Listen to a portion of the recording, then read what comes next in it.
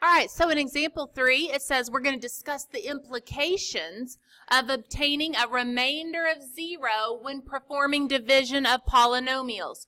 Hey, let me just tell you something. When we were back in elementary school and we have 45 and we divided it by 9, let's say, 9 will go into 45 5 times. 5 times 9 is 45. Then we subtract and we get a remainder of 0.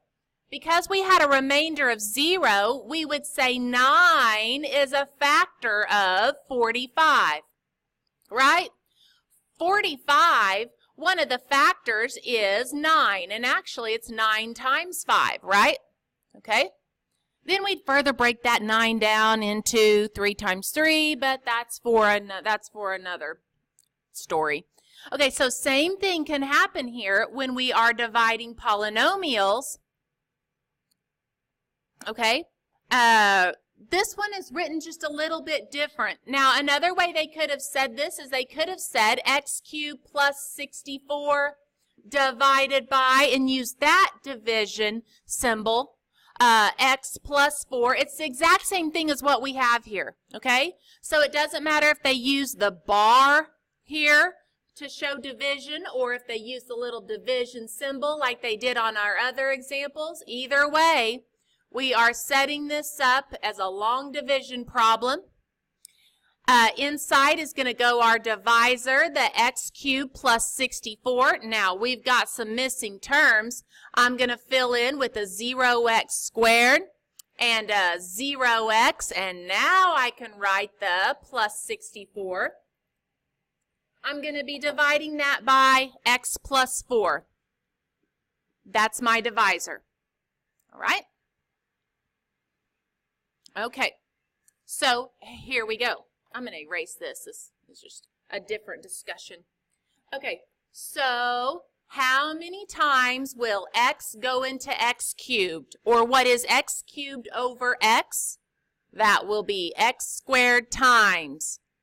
Because when we multiply x squared times the divisor, x plus 4, the x squared times x gives me this exact same thing, x cubed. Now, x squared times 4 gives me a positive 4x squared. My x squareds are all lined up. Now, it doesn't look great. I should have done just a little bit better. There we go. Now it's all nice and lined up. We are now ready to subtract. Change that sign to subtract. Change that sign to subtract. X cubed minus x cubed falls out. When we combine 0x squared minus 4x squared, we have a negative 4x squared. Let's bring down the next term, the plus 0x. How many times will x go into a negative 4x squared? This is one where we might want to get off the side of our paper. Negative 4x squared divided by the x. That will simplify to be a negative 4x. All right, now it's time to multiply. We're going to take the negative 4x times the quantity x plus 4. Negative 4x times x is a negative 4x squared. Same, okay? Negative 4x times positive 4 is negative 16x.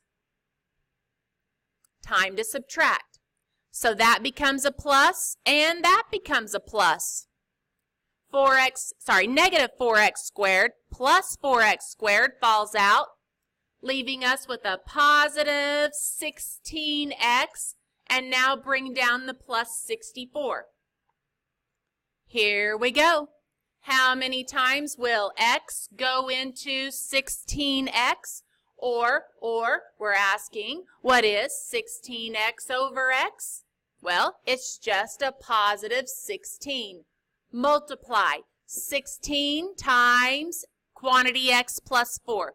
Here we go with the 16 times the x is 16x. 16 times positive 4 is positive 64. Time to subtract. So a minus there and a minus there to subtract. And 16x minus 16x falls out.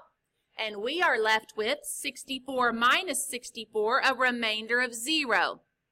So Since we got a remainder of 0 on this example, and also we got a remainder of 0 on our first example, okay, what this means is that x plus 4, our divisor, is a factor of our dividend, x cubed plus 64. And if you remember, there is a formula to factor that sum of two cubes. Well, one of the factors is x plus 4 when we apply that formula. All right, here's the quotient.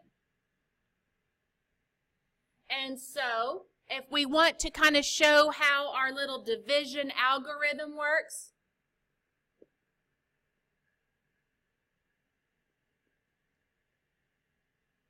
remember it said that our dividend is equal to our, they wrote the divisor times the quotient plus the remainder. Okay, so for us, I'm going to need to adjust this a little bit so we can see all the little pieces and I'll have room to write as well. Okay, this dividend, which was the x cubed plus 64, that is equal to the divisor, which is x plus 4 times the quotient, which is the x squared minus 4x plus 16, plus the remainder, which is 0. Okay, and that shows you there's your formula to factor that sum of two cubes like we were discussing. Okay, so that was just a little bit of funness, but really all we really needed to do is to do the long division. But we did want to discuss what a remainder of 0 will imply. And later on we will formally state this, and that's what's referred to as the factor theorem. If you get a remainder of 0, then your divisor was a factor of your dividend.